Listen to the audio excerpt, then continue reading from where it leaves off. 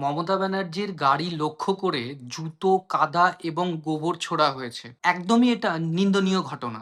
এর কয়েকদিন আগেই আমরা দেখেছি একজন নরেন্দ্র মোদীর ছবিতে জুতো মেরেছে। এটাও প্রচণ্ড নিন্দনীয় ঘটনা। আমার কাছে কথা হলো মতবিরোধ থাকতেই পারে। একজন লিডারকে আরেকজনের পছন্দ নাই হতে পারে। একজনের আইডিওলজি আরেকজনের পছন্দ নাই হতে পারে। এটা গণতান্ত্রিক দেশ।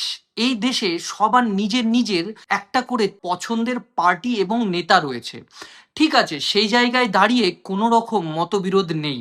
কিন্তু আমার প্রশ্ন হচ্ছে, যিনি আমাদের পশ্চিমবঙ্গের এক্স চিফ মিনিস্টার, যিনি এই পশ্চিমবঙ্গকে যেভাবেই হোক 15 বছর রুল করেছেন, তাই আমার মনে হয় তার প্রতিবাদ করা উচিত। তার প্রতিবাদ করুন, তার সামনে গিয়ে স্লোগান দিন, তার সামনে দাঁড়িয়ে তাকে বলুন যে সেই 15 বছরে তিনি এই পশ্চিমবঙ্গ তথা এই পশ্চিমবঙ্গের মানুষের সাথে কি ব্যবহার করেছে এবং কিভাবে এই পশ্চিমবঙ্গকে চালিয়েছে। কিন্তু কোনোভাবেই আমি এটাকে সাপোর্ট করি না যে মমতা ব্যানার্জির গাড়িতে জুতো এবং কাদা ছোড়া হোক, কারণ তার একটা জায়গা আছে। তিনি সেই জায়গাটা উপলব্ধি করেছেন এবং সেই জায়গাটা পেয়েছিলেন আমাদের মতো সাধারণ মানুষের ভোটেই। আমরা ভোট দিয়েছিলাম বলেই তিনি 15 বছর চিফ মিনিস্টার ছিলেন। যারা যারা এই ধরনের কাজ করেছেন, আমি বলবো তাদের উপরে আইনি অ্যাকশন নেওয়া হোক।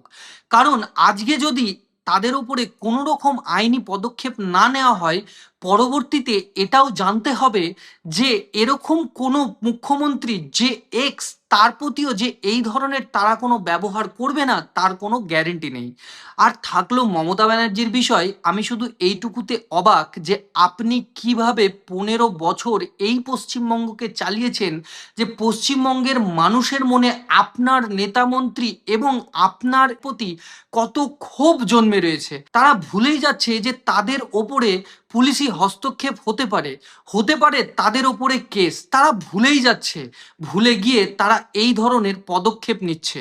আমার মনে হয় এই 15 বছরে যদি আপনি একটু ভালো করে এই পশ্চিমবঙ্গকে চালাতেন, আমার মনে হয় আজকে এই দিনটি আপনার পার্টি এবং আপনাকে দেখতে হতো না। আমরা বুদ্ধদেব ভট্টাচার্যকেও দেখেছি এই পশ্চিমবঙ্গের চিফ মিনিস্টারের চেয়ার ছাড়তে, কিন্তু তারপরেও তার সাথে কোনো রকম বাজে ব্যবহার হয়নি এবং সিপিএম এর তখনকার কোনো নেতার সাথে কোনো বাজে ব্যবহার হয়নি।